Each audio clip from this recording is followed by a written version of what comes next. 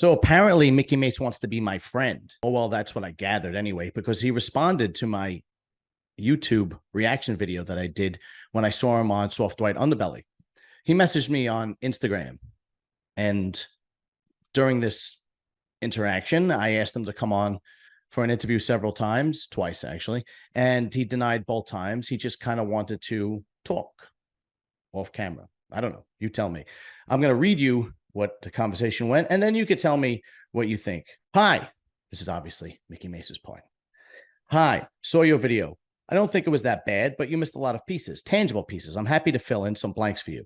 I'd even be happy to go as far as to give you enough information to make a second video, either proving I'm being dishonest, or if I happen to fill out all the blanks, then you recant your statement. But I encourage you to be fully truthful. If after getting all the info, it still has holes in it, please be sure to stand in your business and confirm I am dishonest. I'll even go on the air and admit the doubts you've confirmed, assuming there are any. Hope to hear from you, Mikki. Okay, so I messaged them. And I said, come on the podcast and we could discuss for everyone to see, prove me wrong. He goes, yeah, well, I'll do you one better. You're in New York? So I said, no, Jersey. He goes, oh, nice. I got a place in New Jersey. Where in Jersey are you based from? I guess he's like trying to bond with me or something. So I said, Bloomfield. You can come on the podcast via Zoom. He goes, I lived in Bloomfield. That's cool. And Montclair is right next door. And then he wrote, slow your roll, little big guy. It's obvious I'm a big deal that I'm even messaging you. Forget that I even noticed you or that I'm willing to give you a conversation for your content. You make content to make money. Having me on your video would be the biggest thing your channel has done. You'll make money. The same way you're talking about me makes you money. I won't make money from this. I have no upside. No one knows who you are, and I'm about to put you on the map.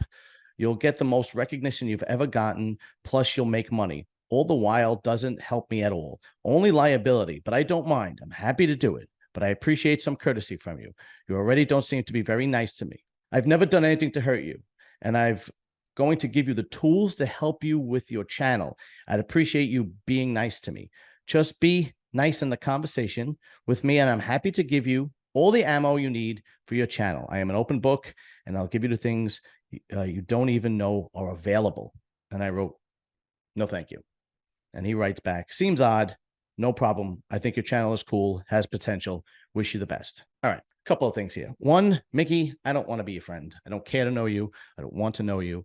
I'm not impressed by you. I'm not impressed by your money, by your possessions, by your private jet, by your cars, by your tattoos, by your crazy over-the-top lies in your past. I don't care.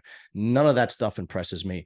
I've been around the block plenty of times at this point. I am way too old to be impressed by that crap. The other thing is, if you were really that important of a person, like my video would have been nothing.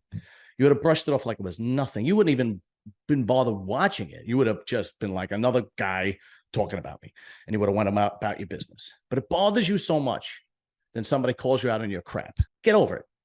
Okay? When you go on the air and you go on different podcasts and you go on different interviews and you make these elaborate stories up, people are going to call you out. It's inevitable. I mean, it's not, I'm not the first one. I mean, all you have to do is go down the comment section in any interview he does. And it's unbelievable. So why don't we actually have some fun? And I'll read you some of the comments on my video. I'll even read you some stuff that people said about me. Okay, just to make it even. Let's see. Okay, Mike DeHo, 2251. Okay, Mike DeHo. With you on all this.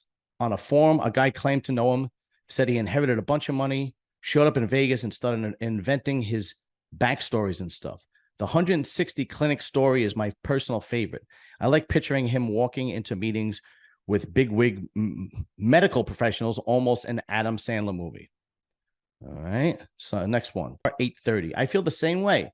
It's only gambling stories, but the story of how he made millions from broker deals with rehab businesses and from there to owning a bunch of pharmacies. He even stated he lived in one of the worst neighborhoods in Brooklyn. It bothered me so much that I came upon your channel looking for the real story. I don't know the real story, Shahar. I don't know, and I don't care to know the real story, because this is the last time I'm making a video about Mickey Mase. The only reason I'm making it is because, I don't know, he wanted to win me over or something, or and me make a second video to take back what I said? I don't know. You guys tell me. You guys leave comments in the comment section, and you tell me, what do you think his MO was? I knew off the rip, seeing some of his interviews, that he's got to be a liar. His stories are absolutely wild. That is from American Patriot.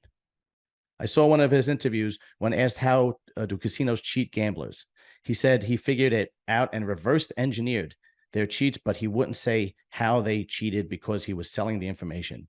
Then he said he is sure the casinos would buy his own info to keep him quiet. It was ridiculous. I don't even believe his rate of earnings when he said he was playing for fun. He is the biggest. Oh, next one, Dan-MM, whatever.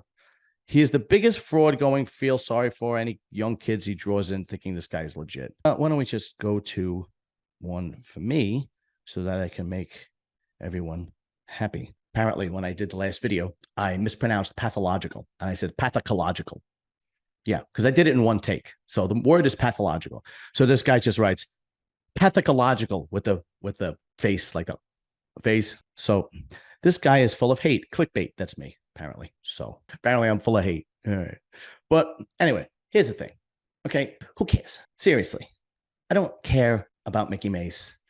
I did a reaction video because the guy's so full of crap and so narcissistic. It's pathetic, right? And then he tries to befriend me through a DM. I don't know. What do you want to do? Take me to dinner or something? And if you want, you can continue reading the comments on my previous video, because they're pretty funny, and some of them are just over the top, insane, with things that apparently that he said in his past. And it's not just me; it's any interview you go on. You go on the soft white underbelly interview. I mean, there's like literally thousands of people calling this guy out. So it's not. I'm not the only one, man. I'm just the one with a platform saying it, right? Nobody reads a comment. I'm just the one with a platform that's saying, "Hey, this guy's full of crap." I don't know how much of a gambler he really is. I don't know his backstories are always over the top and don't make sense and change from interview to interview to interview. But I'm not. And most people aren't impressed, man. I'm not impressed. Nobody's impressed by your big lies. That's the biggest problem a pathological liar has, is they think you're going to be impressed by your big lies. The majority of people see right through it. Everybody lies. But when it becomes a personality disorder, when it becomes part of who you are, it's a problem. Okay? People lie to get out of trouble. All right, here's my favorite lie, okay? Just in case anybody knows. Somebody buys a car, and I don't like the car. I wouldn't get caught dead in a car, but he's a friend of mine. He's excited to show me the new car. Of course, I'm going to tell him the car is beautiful. Meanwhile, inside, I'm thinking to myself, this is the ugliest fucking car I've ever seen in my life, right? I understand that that's a lie, but I'm not going to hurt my friend. But these kind of lies are so over the top and show that there is a problem. Mikki, you need help. I don't know what your true background is. Every story you tell is different.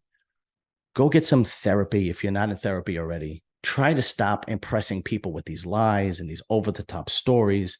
If you're really as good as a gambler as you say you are, then people are going to like you no matter what. Even if you aren't a gambler, people are going to like you. Okay, just stop trying to impress people with these ridiculous lies. I said in my last video that I thought it was just in my world, like the blue collar world. I know plenty of guys at work that tell crazy stories about, oh, I had sex with this girl and that girl. I mean, while you look at them and you're like, well, you wouldn't. What?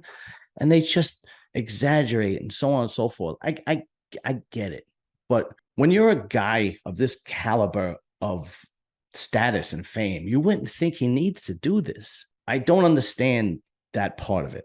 Like, you have millions of followers. You teach celebrities how to gamble. Why the stories? Just drop it and be honest and be truthful. I mean, it doesn't make you a more interesting person. It makes you ridiculous.